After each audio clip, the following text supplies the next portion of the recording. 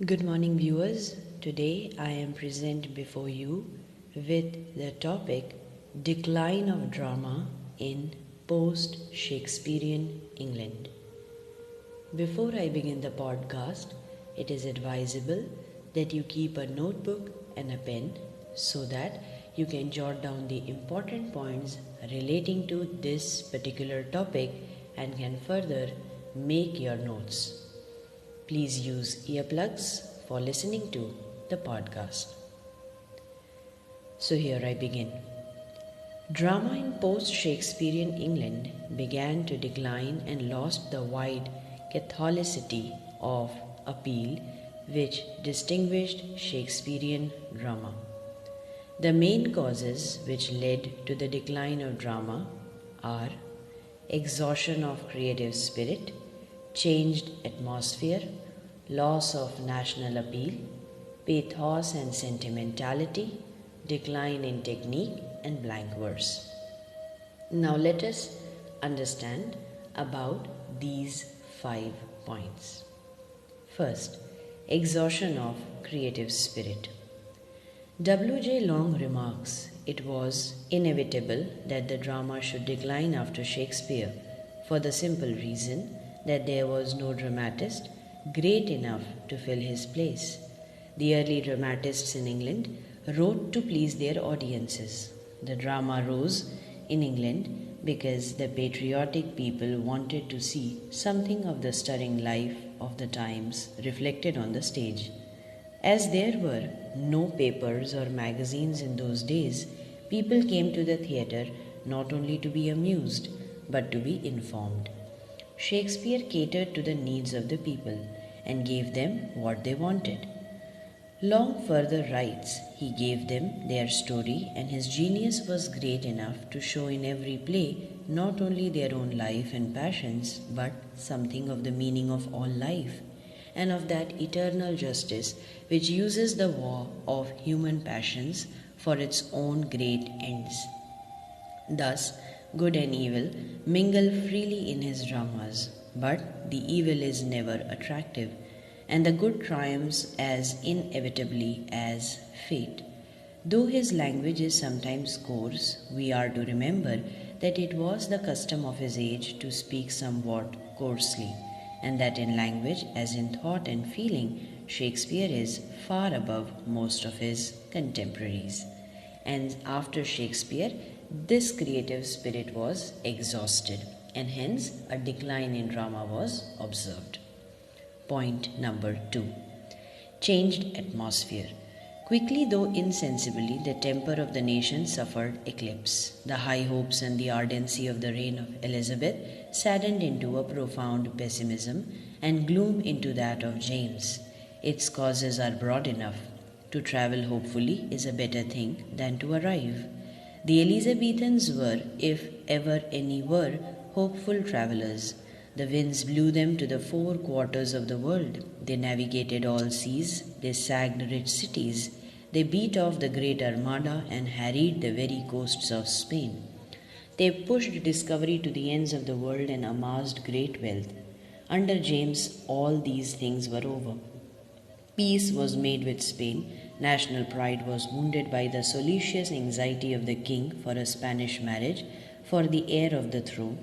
The court, which had been a center of flashing and gleaming brilliance, degenerated into a group of sycophants humoring the pragmatic and self-important folly of a king in whom were embodied all the vices of the Scots and none of their virtues. The bright day was done, and they were for the dark.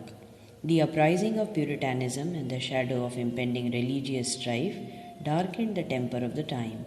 The age of action, which is the soul of drama, was gone. All these changes affected drama. The decline of moral values gave unpleasant themes to drama. The themes of incest, sexual infidelity, murder, and horror were displayed. Point number 3. Loss of national appeal. While Beaumont and Fletcher were writing, the theatre was gradually but surely losing its hold on the lower and middle classes. In the historical plays of Shakespeare, the spirit of the age had found full expression.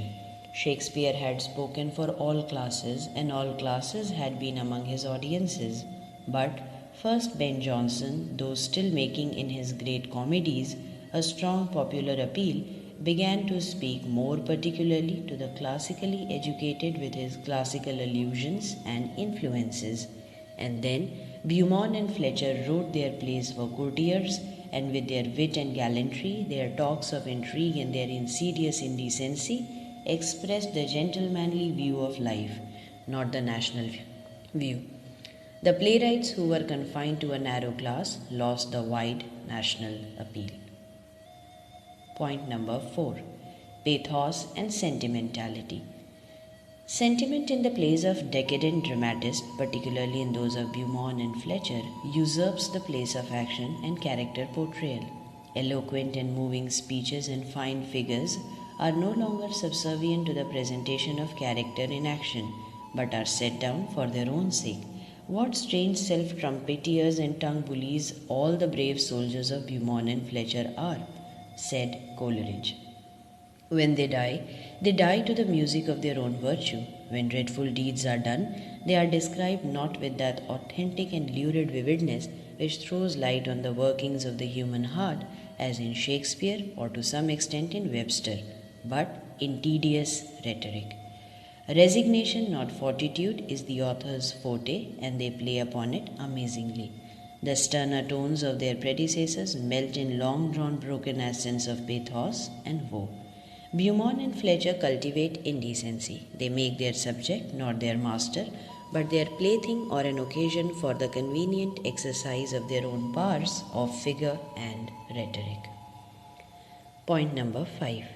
Decline in technique and blank verse. The post-Shakespearean drama is decadent from the viewpoint of technique. Beaumont, Fletcher, and others used those variations and licenses with which Shakespeare in his later plays diversified the blank words without restraint or measure. Weak endings and double endings, that is, lines which end either on a conjunction or proposition or some other unstressed word, or lines in which there is a syllable too many, abound in their plays. They destroyed blank verse as a resonant and poetic instrument by letting this element of variety outrun the sparing and skillful use which alone could justify it. With Messina and Ford, romantic drama died a natural death, and the Puritans' closing of the theatres in 1642 gave it a coup de grace. In England, it has had no second birth. So these were the 5 reasons for the decline of drama in the post-Shakespearean period. However, in the later years, English literature saw the upcoming of drama, but it was not as good or as classical as it was in the period of Shakespeare. I hope this podcast proves to be of help to each one of you in understanding this topic in a better way. Please mention your questions and observations in the comment section below.